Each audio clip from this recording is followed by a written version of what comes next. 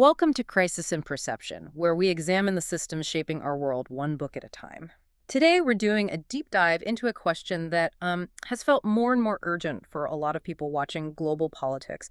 What does democratic breakdown actually look like now in the 21st century? And maybe more importantly, why are we seeing these familiar, these warning signs popping up in established, wealthy democracies? Places we used to think were, totally immune. The book we're using to guide us through this is How Democracies Die by two political scientists, Stephen Levitsky and Daniel Ziblatt. For decades, I think, when we imagined a democracy failing, the image in our heads was always, well, pretty dramatic. Right, the military coup. Exactly. Tanks in the streets, a general on TV, you think of Chile in '73, something immediate and obvious. But the whole point of this book is to shift our focus away from that. It zeroes in on what they call the electoral road to breakdown. Which is so much quieter. Yeah, so much quieter, it's slower, it's more subtle, and they argue way more dangerous because it all happens through legal-seeming piecemeal steps. It keeps up this democratic veneer. And that's really the core of it. Our mission today for this deep dive is to get completely beyond blaming individuals or, getting stuck in partisan arguments. We want to pull out the book's framework for how a system can collapse from within. Looking at it like political scientists. Exactly. We're dissecting the system. We want to understand why these systems, which were often designed with good intentions, end up enabling these outcomes. We're going to focus on the mechanisms, the incentives that push politicians toward extremism, and this is the most important part, the unwritten informal rules. The soft guardrails. The soft guardrails, that's what they call them. They're what actually keep the whole constitutional machine from grinding to a halt. So if you want to understand the modern threat, you have to look past the written laws and into these behavioral norms. Okay, so let's start there. Let's ground ourselves in who the authors are and what pushed them to write this book. We're talking about Stephen Levitsky and Daniel Ziblatt. They're both professors at Harvard, colleagues, and they've spent their entire careers studying democratic failure. Right, but not here. Their focus for, 15 years was on historical collapses? Places like Europe in the 1930s or Latin America in the 1970s. For them, it was this academic specialty about other parts of the world. And that's the irony, isn't it? That deep historical knowledge is what gave them this growing sense of professional dread. They were in a unique position to see patterns that a lot of other people were just dismissing as, business as usual partisan fighting. So they wrote the book because around 2016, they started seeing these precursors to crisis in their own country, in the U.S. Patterns they'd only ever written about in places like Peru or Venezuela. It forced them to turn that very detailed comparative lens inward on themselves. And you can tell from the tone, this isn't just an academic paper, it's a warning. And what I found so powerful is how they challenged this old idea of American exceptionalism. Oh, absolutely. The assumption that our traditional strengths, our huge economy, our long history, our wealth, our education, even the Constitution itself, that these things make us immune. It's a dangerously complacent assumption, they argue.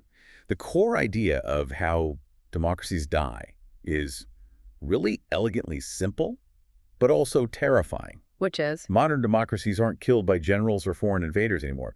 They die at the hands of their own elected leaders. Leaders who use the very processes that brought them to power to then subvert that system. Using legal means. Using legal means over time.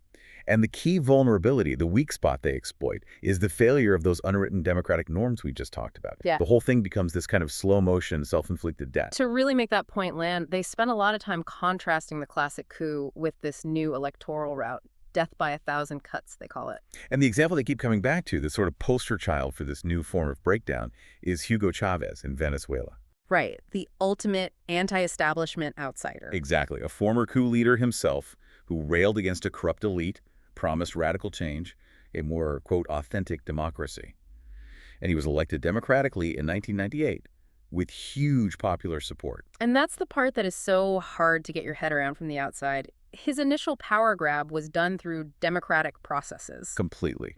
In 1999, he holds free elections for a new assembly to write a new constitution. His allies win this massive majority. Basically a single-party majority. And that assembly immediately writes a new constitution that dramatically centralizes power in the presidency. And then, to make it all look legitimate, they hold new presidential and legislative elections in 2000. So everything was, technically constitutional, but the entire playing field was being tilted in his favor. And it happened so slowly that a lot of people, including his own citizens, didn't really see the authoritarian path he was on. His first really clear moves to dismantle the opposition didn't happen until 2003, 4 years in. That's when his public support started to slip. Right. He used all these legal tricks to stall a recall referendum until oil prices went up and his popularity recovered enough for him to win it. Then he starts packing the Supreme Court, blacklisting people who signed the petition from getting government jobs, getting rid of term limits. It's the sheer length of the process. It's what's so deceptive because it's all gradual and it's all validated by a captured court or a rubber stamp legislature. There's no single dramatic moment where everyone goes, wait a minute. No crossing the line moment. And Chavez always framed his actions as making democracy better. He was rooting out corruption, making the courts more efficient, protecting the people's revolution. And that allows the whole process to feed on public confusion. If there's no single moment of breakdown, then anyone who points out the abuse can just be dismissed. Exactly. They're just being hysterical or they're crying wolf for partisan reasons. And that's a critical part of the modern playbook. You manufacture confusion to divide and paralyze the opposition. The authors use this one statistic that's just staggering. A 2011 survey found that 51% of Venezuelans still rated their country as highly democratic. Even as the regime was arresting opposition leaders and closing down major TV stations. It wasn't until 2017, when a new assembly basically usurped the power of Congress, that the world really recognized it as a full-on autocracy. That's nearly 2 decades after he was first elected. And that long, slow slide, done almost entirely with legal tools, that is the pattern Levitsky and Ziblatt want us to see. So if the threat comes in through the ballot box, how is a democracy supposed to protect itself? The authors make this really strong argument that the first line of defense isn't the wisdom of the voters. No, it's what they call democracy's gatekeepers, the political parties themselves. They're supposed to be the filters. The ones who are meant to isolate and defeat extremists before they even get to a general election. The thinking here is that, the average voter is busy. They don't have the time or the inside access to really judge a candidate's true character or their commitment to the rules of the game, especially if they're a charismatic outsider. It's the party insiders, the seasoned politicians, the donors, the establishment who are supposed to do that peer review. Right. Their own self-interest in keeping the system stable is supposed to protect the system. But that leads to this breakdown mechanism they call the fateful alliance, where the gatekeepers just completely fail, and the results are often catastrophic. It happens when the established elites feel like they're losing control. Maybe there's an economic crisis or just a lot of public anger. And they get tempted to co-opt some charismatic anti-establishment outsider. They see them as a useful tool. A useful tool. They think they're making a temporary devil's bargain because deep down they're arrogant. They think they can control this person. And history is just littered with these moments of incredible miscalculation. You think of Mussolini in 1922. The Italian liberal establishment, they were terrified of the socialists and the labor unions. They saw Mussolini and his fascists as this, useful, violent tool to crush the left. So they invited him to become prime minister. They invited him. The famous March on Rome was just a victory parade after he was legally appointed. They thought they had him on a leash. The key psychological dynamic seems to be that the establishment elites hate their mainstream opponents more than they fear the extremist. The thinking is, well, at least the extremist is on our side. And the hubris is just astounding. That same mistake was made, even more fatally, in Germany in 1933 with Hitler. The German conservatives looked down on him. They thought he was this crude, vulgar clown. They despised him. But there was political gridlock, the Great Depression was raging, and Hitler had this massive, energized following. So the conservatives, led by Franz von Papen, figured they could use Hitler's popularity to get a governing majority. They thought they could just channel him to support their own agenda. There's that famous quote from von Papen, something like, "We've hired him for ourselves." Yeah. Within 2 months, we will have pushed him so far into a corner that he'll squeal. It's just chilling to read that, knowing what came next. The elites completely misjudged the outsider's ambition. And the fragility of their own system. We even see the same pattern, tragically, with Chavez. Ex-President Rafael Caldera, his career was fading, so he tried to get relevant again by sympathizing with Chavez after his failed coup attempt in '92. Then, when Caldera was back in power, he just dropped all the charges against him. Opened the prison gates for him in 1994. And that move gave Chavez the mainstream legitimacy he desperately needed. Caldera even admitted it later. He said, Nobody thought that Mr. Chavez had even the remotest chance of becoming president. It's the same tragic story. The elites invite the extremist into the tent, thinking it's temporary, but that invitation is what gives the outsider the platform and respectability they need to take over permanently. So given how dangerous these fateful alliances are, the authors say that leaders need to have clear tools to recognize an authoritarian before they get power. A diagnostic kit. A diagnostic kit, yeah. They build on the work of another political scientist, Juan Lintz, to develop 4 key behavioral warning signs, a kind of litmus test for authoritarianism. Okay, let's walk through those 4 indicators so you know what to look for. So the first one is a rejection of democratic rules. This is when a politician suggests, canceling elections or says they might not accept the results if they lose. Or just openly undermines the Constitution. Right. It shows they only value the democratic process when it works for them. Okay, what's the second? The second is denial of opponent legitimacy. This is when they stop talking about their rivals as opponents and start describing them as subversive or as criminals or as an existential threat to the country. The rhetoric becomes apocalyptic. They're trying to disqualify them from even participating? Exactly. Third is the toleration or encouragement of violence. This could be ties to armed groups or egging on mob attacks or just refusing to clearly condemn violence when their own supporters do it. And then the fourth and final indicator. A readiness to curtail civil liberties and media freedom. This is the politician who is always threatening to sue reporters or use tax investigations against critics or supports laws to restrict protests. That's a pretty clear list. And the authors argue that if a politician consistently flags on even one of these, they should be seen as a threat to the whole system. It seems obvious in hindsight, but in the heat of a campaign, it's so easy for the establishment to explain it away. Oh, he's just talking tough, or he doesn't really mean it. Which brings us to the crucial question. When does gatekeeping actually work? Right. What do these successful cases look like? It works when the elites see that threat for what it is and practice what's called distancing. It's a strategy to isolate and defeat the extremist. And it often means making some big short-term sacrifices. So, step 1 is the most basic. Parties have to keep these figures off the ballot. They have to resist that temptation to nominate an extremist just because they seem popular and might win an election. It takes political courage. You have to prioritize the system over the next election cycle. And second, they have to be willing to root out extremists in their own party. There's a great historical example of this. The Swedish Conservative Party in 1933, their youth wing got really radical, started using Nazi symbols, openly supporting Hitler. And the party leadership. They kicked out the entire organization. It cost them 25,000 members and probably a lot of votes, but they chose to defend their principles. Third, they have to avoid all alliances. The moment a mainstream party stands next to an extremist, they've legitimized them. The system's filter is broken.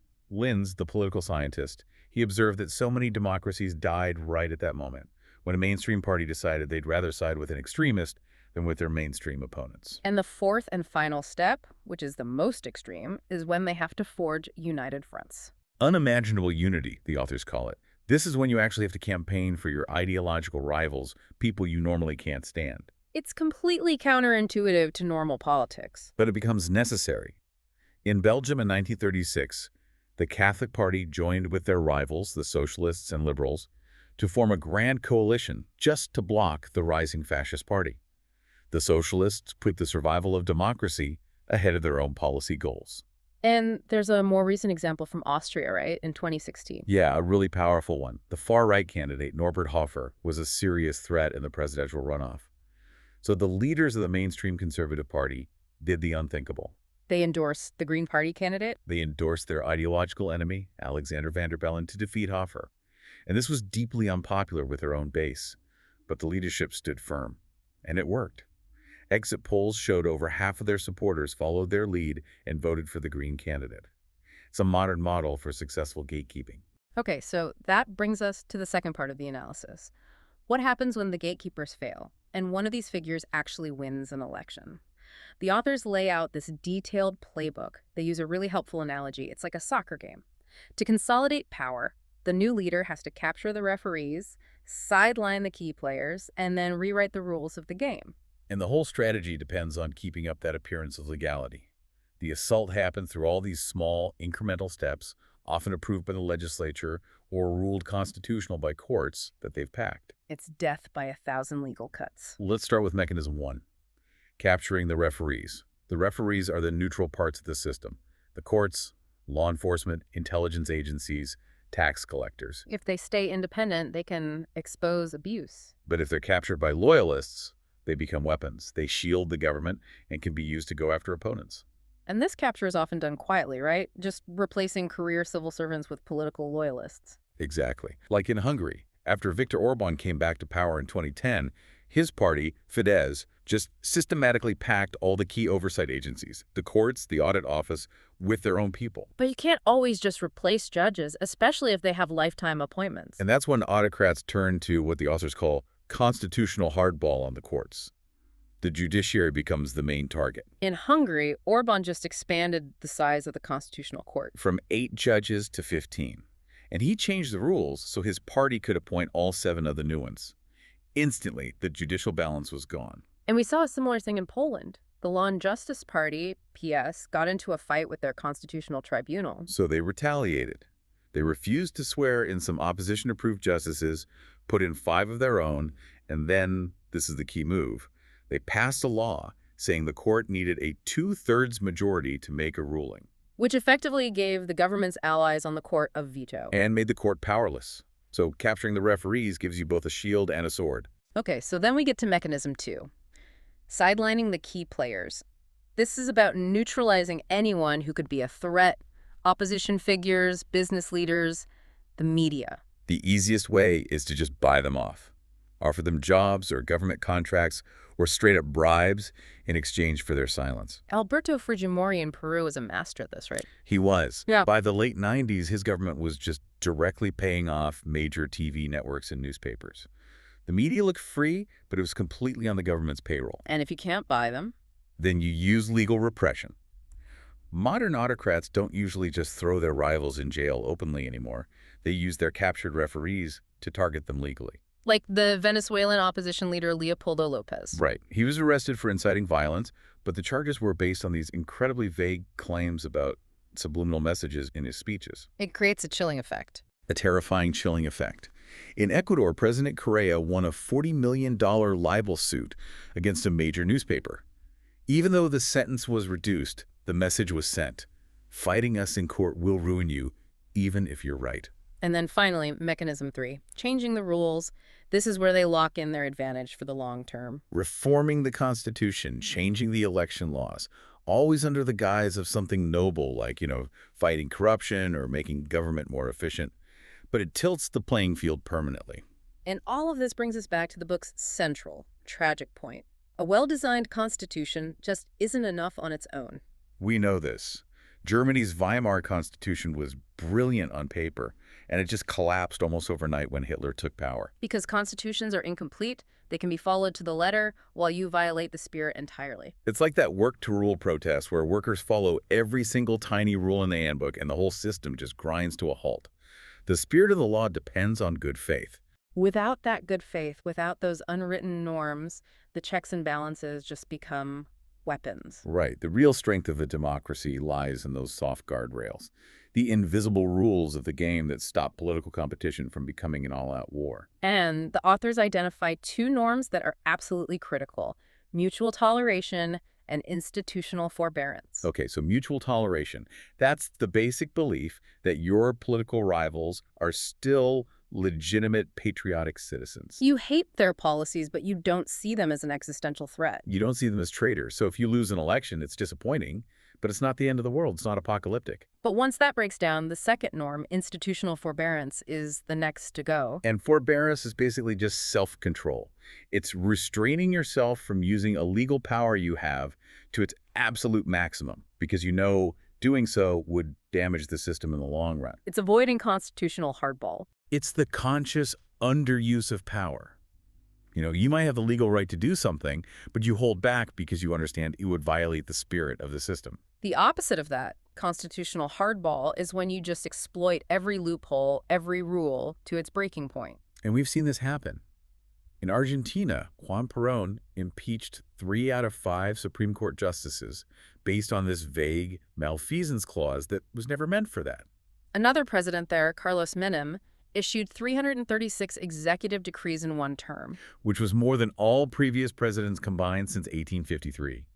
That's using the letter of the law to completely destroy its spirit. And this reveals how a lack of forbearance is so dangerous. You either get a president who just rules by decree, or a legislature that just blocks everything, shuts down the government, and tries to impeach the president over nothing. And the link between the two norms is what creates this devastating death spiral feedback loop. Okay, break that down. When mutual toleration disappears, when you start to see your rivals as true enemies, you immediately abandon forbearance. You don't show restraint to an enemy. And then that constitutional hardball just confirms your belief that the other side is an enemy. And you get this cycle of escalating brinksmanship that just tears the whole system apart. They use the collapse of Chile in the 1970s as the classic case study for this. It's a perfect example. Chile had this long, stable democratic history, a real culture of compromise. But Cold War polarization just shredded those norms. When Salvador Allende's socialist government came to power, the opposition stopped seeing him as a legitimate leader. They saw him as an existential threat who was trying to create another Cuba. So they abandoned mutual toleration, and then they used pure constitutional hardball to block everything he tried to do. They created total political paralysis, which is what led to the violent coup in 1973. The polarization killed the norms, and that allowed the institutions to be turned into weapons. So this framework really forces you to look at recent events in established democracies through this lens of, failed gatekeeping and norm erosion. Right. And historically, the U.S. actually had a pretty good, if invisible, record of gatekeeping. It kept figures like George Wallace, Huey Long, Henry Ford out of the presidency. And that function was performed by the parties in those infamous smoke-filled rooms. They were deeply undemocratic by our standards today, but they worked as a kind of peer review. They made sure candidates were acceptable to the establishment before they ever got to the voters. The founders were terrified of a demagogue capturing the presidency. But that system has pretty much broken down now. The authors point to two main reasons. The first is the rise of outside money. After court cases like Citizens United, outsider candidates could suddenly raise huge amounts of cash without any support from the party establishment. And the second is the explosion of alternative media. Cable news, specifically Fox News, and the later social media. They created this whole conservative media ecosystem that allowed outsiders to get famous and build a following almost overnight, completely bypassing the traditional gatekeepers. And that combination, independent money and independent media, led directly to the gatekeeping failure of 2016. Where the Republican Party, as the authors frame it, failed its gatekeeping role and nominated a candidate who tested positive on several of their authoritarian warning signs. That was the first guardrail to break. And beyond that failure, they trace how the norms themselves have been unraveling for a while now. This didn't just start in 2016. No, the erosion of mutual toleration and forbearance really picked up steam in the 80s and 90s with figures like Newt Gingrich, who brought this no compromise, politics is warfare mentality to Washington. And that psychological shift led to weaponizing institutions. Look at the Senate filibuster. It used to be this rare thing held in check by these unwritten rules of courtesy and reciprocity. Once forbearance died, it just became a routine tool for creating gridlock. The authors point to the Garland refusal in 2016 as one of the most glaring examples of norm breaking. It was extraordinary. The Senate Republicans refused to even hold a hearing for President Obama's Supreme Court nominee, Merrick Garland. For the first time in over a century, a president was just denied his constitutional role in shaping the court. And it wasn't illegal. That's the whole point. It wasn't illegal. It was just pure constitutional hardball. The Senate has the power of advice and consent, but the norm, the forbearance, had always been that you vote on the nominee's merits. This set a radical new precedent that forever changed the rules of the game. And the root cause of all this, they argue, is extreme partisan polarization. When the parties aren't just separated by policy, but by race, religion, culture, a whole way of life, the stakes get so much higher. If you truly believe the other side will destroy the country, you'll do anything to win. You'll abandon forbearance without a second thought. The authors then detail how the Trump presidency exhibited these clear authoritarian instincts from the playbook. Right. They point to constant efforts to attack the referees, demanding personal loyalty from the FBI director, calling judges who ruled against him so-called judges. An attempt to politicize all these agencies that are meant to be neutral.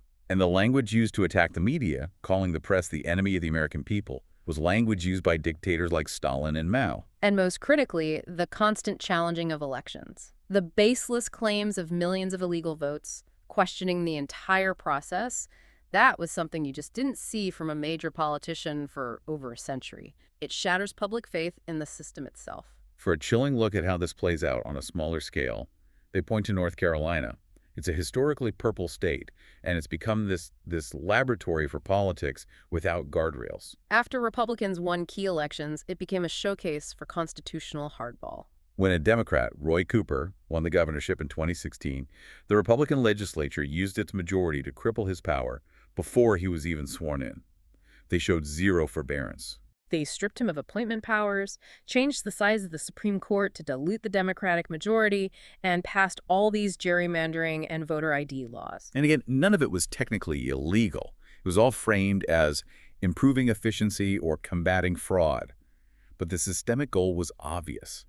Use every legal tool available to lock in a permanent advantage and hamstring your opponents. It's the critical lesson of the book. When mutual toleration dies, institutions become weapons. The North Carolina model shows you the end state of that system. Yeah. It's a system that is constantly on the verge of crisis, where both sides have abandoned forbearance and just fight every battle to the death, destroying the system's legitimacy in the process. This deep dive really highlights some of the core themes we always come back to on this channel. The first is that huge difference between systems versus individual blame. It's so easy to just point at a single norm-breaking leader and say, he's the problem. But the book forces you to see it as a systemic issue.